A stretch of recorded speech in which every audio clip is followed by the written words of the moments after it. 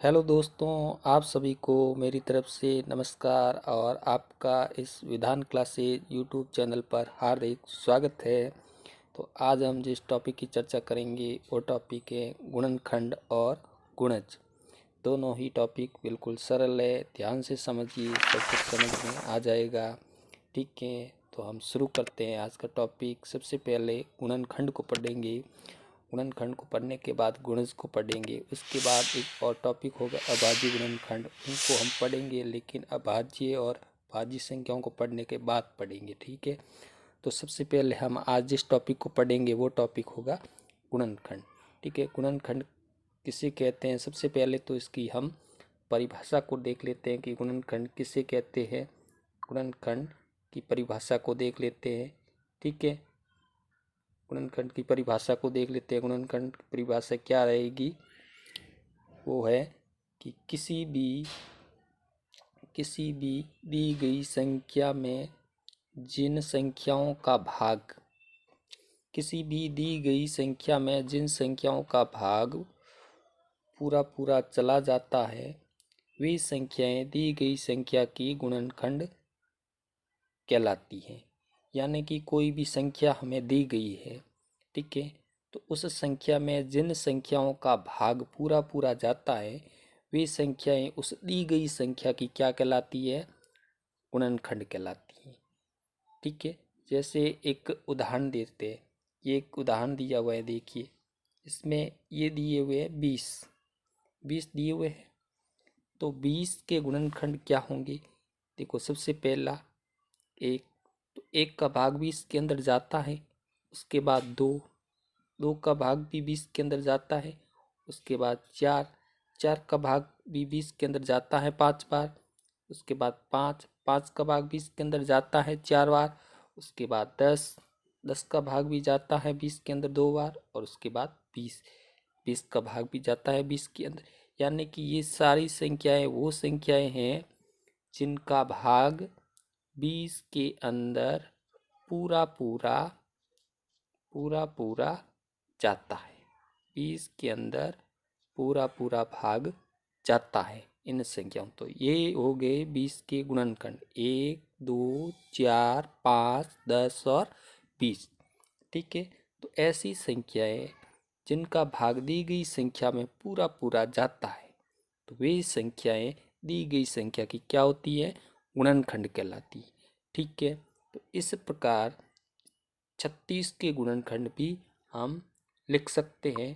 तो 36 के गुणनखंड भी हम लिख सकते हैं। तो 36 के गुणनखंड क्या होंगे, देख लीजिए। 36 के गुणनखंड सबसे पहले देखिए कि एक का भाग जाता है तो एक हो जाएगा।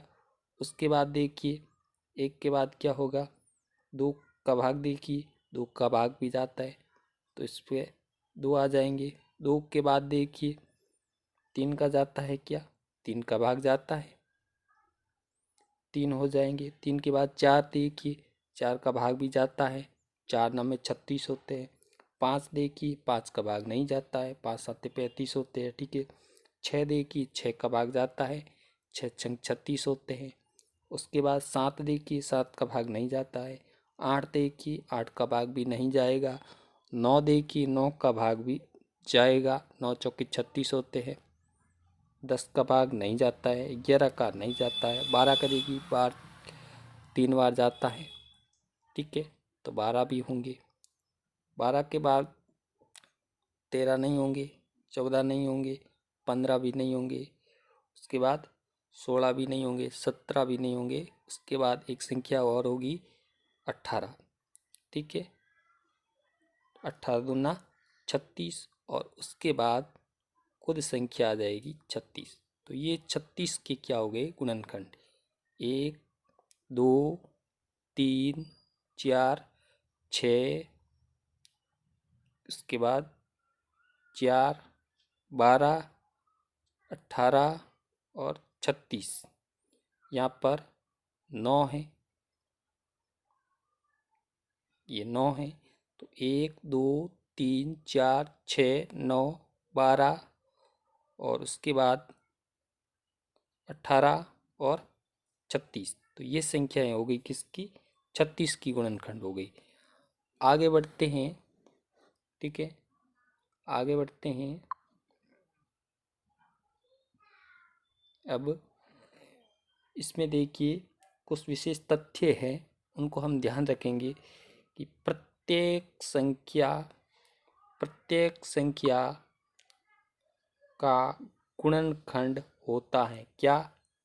एक ऐसी संख्या है जो प्रत्येक संख्या का गुणनखंड होती है, यानी कि कोई भी हम गुणनखंड लिखेंगे तो उसमें एक जरूर आएगा। तो एक प्रत्येक संख्या का क्या होता है? गुणनखंड होता है। एक तो ये है। उसके बाद प्रत्येक संख्या स्वयं का एक गुणनखंड होती है। प्रत्येक संख्या स्वयं का एक गुणनखंड होती है, यानी कि किसी भी संख्या को हम लिखेंगे तो क्या वो स्वयं भी उसमें आएगी, खुद भी उसमें आएगी। जैसे अभी हमने गुणनखंड लिखे थे किसके? 36 के, तो 36 भी आया था। ठीक है, जैसे एक गुणनखंड और लिख के मैं बता देता हूँ। जैसे मैं 12 के गुणनखंड लिखता हूँ, 12 के गुणनखंड लिखता हूँ तो देखिए 12 में एक तो एक आ रहा है क्योंकि एक का भाग जाता है। उसके बाद 2 आएगा, 2 का भाग जाता है। उसके बाद 3 आएगा, 3 का भाग जाता है। उसके बाद 4 आएगा, 4 का भाग जाता है। 4 के बाद 5 नहीं 6 आएगा, 6 का भाग जाता है। 6 के बाद क्या आएगा? 12। तो यानी कि इसमें एक आ गया क्योंकि एक प्रत्येक संख्या का गुणनखंड होता है। उसके बाद प्रत्येक संख्या स्वयं का एक गुणनखंड होती है तो 12 आ गया, यानी कि प्रत्येक संख्या स्वयं का एक गुणनखंड होती है। उसके बाद है एक संख्या का प्रत्येक गुणनखंड उस संख्या का एक पूर्ण विभाजक होता है। यानी कि एक संख्या होती है, उसका प्रत्येक गुणनखंड उस संख्या का एक पूर्ण विभाजक होता है। यानी कि ये जितने भी गुणनखंड है इनका भाग अगर इनमें दे दिया जाए, जो दी गई संख्या में दे दिया जाए, तो आंसर जो प्राप्त होंगे यानी कि वो लास्ट में 0 बचेगा, यानी कि पूरा पूरा भाग जाएगा। जैसे 1 का भाग देंगे तो 12 बार जाएगा, 2 का देंगे तो 6 बार जाएगा, 3 का देंगे तो 4 बार जाएगा, 4 का देंगे तो 3 बार जाएगा, 6 का 2 बार जाएगा, 12 का 1 बार जाएगा। तो यानी कि पूरा पूरा भाग जाता है, कहने का मतलब यही है। उसके बाद 34 की गुणनखंड देखिए, एक 2 है, 1 है, 2 है, 17 है और स्वयं 34 है। तो इसमें देखिए 34 आ गया, यानी कि इसमें बोला गया था एक तो स्वयं गुणनखंड होता है तो 34 स्वयं आ गया, एक होता है एक आ गया। ठीक है, और पूरा पूरा भाग भी जाता है इनमें। एक का भाग जाएगा 34 में पूरा पूरा, 2 का भाग जाएगा 34 में पूरा पूरा, 17 का भाग जाएगा 34 में पूरा पूरा, 34 का भाग जाएगा 34 में पूरा पूरा। ठीक है, तो तीनों बातें क्लियर हो गई कि एक प्रत्येक संख्या का गुणनखंड होता है, प्रत्येक संख्या स्वयं अपना एक गुणनखंड होती है, एक संख्या का प्रत्येक गुणनखंड उस संख्या का एक पूर्ण विभाजक होता है, यानी कि गुणनखंड का उस संख्या में पूरा पूरा भाग जाता है। ठीक है, तो ये चीज़ें हमने पढ़ी। आगे बढ़ते हैं। आगे है किसी दी गई संख्या का प्रत्येक किसी दी गई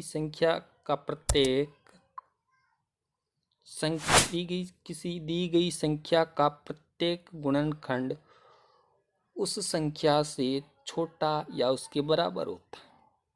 बिल्कुल नॉर्मल बात है कि कोई भी संख्या में दी गई है तो उनके गुणनखंड लिखेंगे तो गुणनखंड या तो उससे छोटे आएंगे संख्या से या उसके बराबर आएंगे। जैसे ये 68 के गुणनखंड लिखे हुए, ठीक है, तो 68 के गुणनखंड 1, 2, 4, 17, 34 और 68 है। तो ये सारे गुणनखंड 68 से क्या है? छोटे हैं, इससे छोटे हैं और इसके बराबर है, या तो इससे छोटे हैं और या इसके बराबर है। तो 68 है इसके बराबर है, बाकी वाले इससे छोटे हैं। ठीक है, उसके बाद एक दी हुई संख्या के गुणनखंडों की संख्या परिमित होती है। तो कोई भी दी हुई संख्या के गुणनखंडों की जो संख्या परिमित होती है मतलब सीमित होती है। परिमित मतलब सीमित होती है। ठीक है, गुणनखंडों की संख्या होगी वो सीमित होती है। ठीक है, इसके बाद आगे बढ़ते हैं।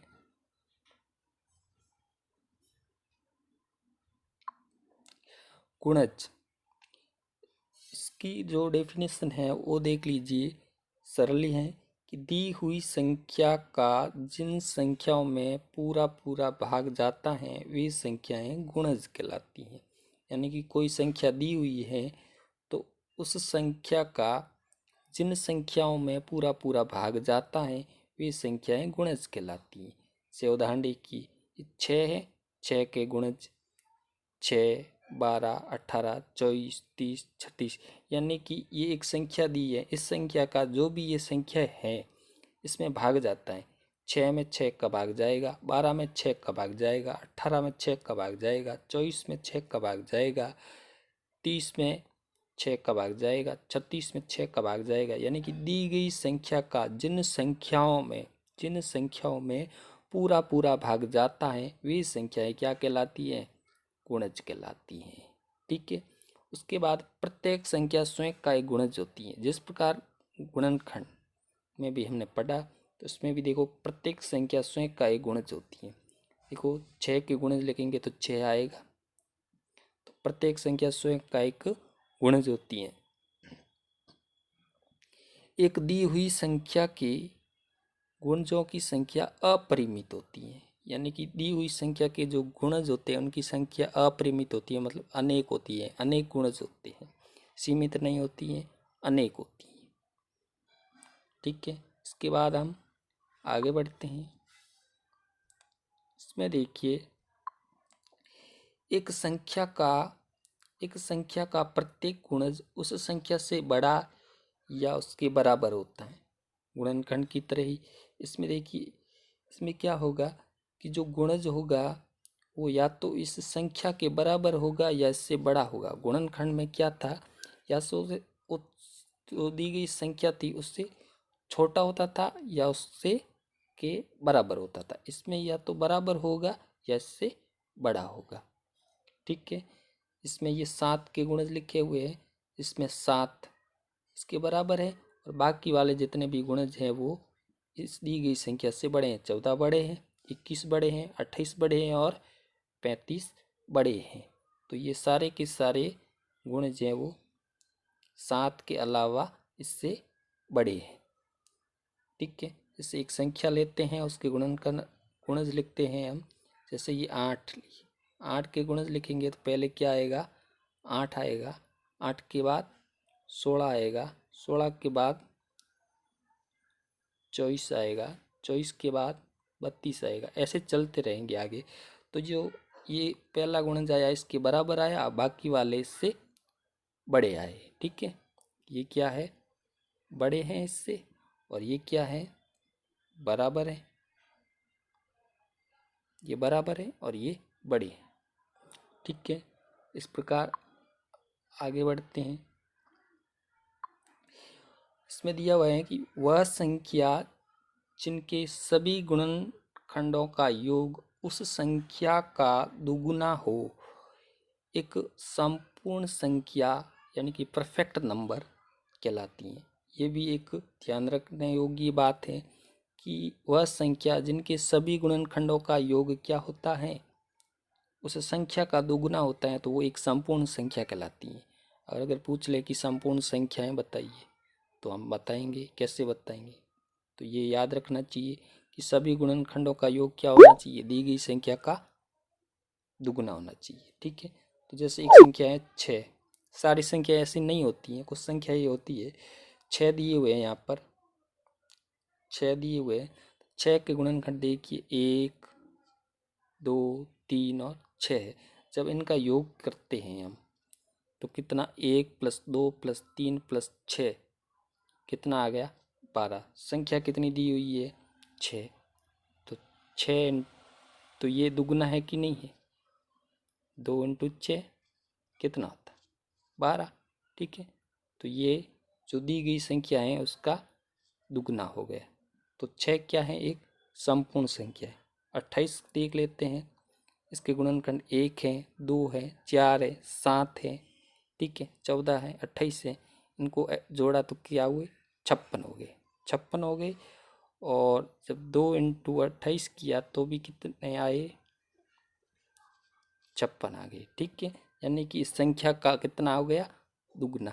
ये संख्या का कितना हो गया, दुगना हो गया। तो 6 और 28 क्या है, संपूर्ण संख्या है। उसके बाद ये आपका होमवर्क है, इसको ध्यान से घर पे बैठ के कीजिए और कमेंट बॉक्स में इसके आंसर भी लिखिए। ठीक है, तो सबसे पहला है निम्नलिखित संख्याओं के सभी गुणनखंड लिखिए। तो ये जितनी भी संख्याएं लिखी हुई हैं, 4 संख्याएं लिखी हुई हैं, सब के सभी गुणनखंड लिखने, 24 के, 42 के, 72 के और 120 के सभी के गुणनखंड लिखने हैं, गुणनखंड सारे लिखने।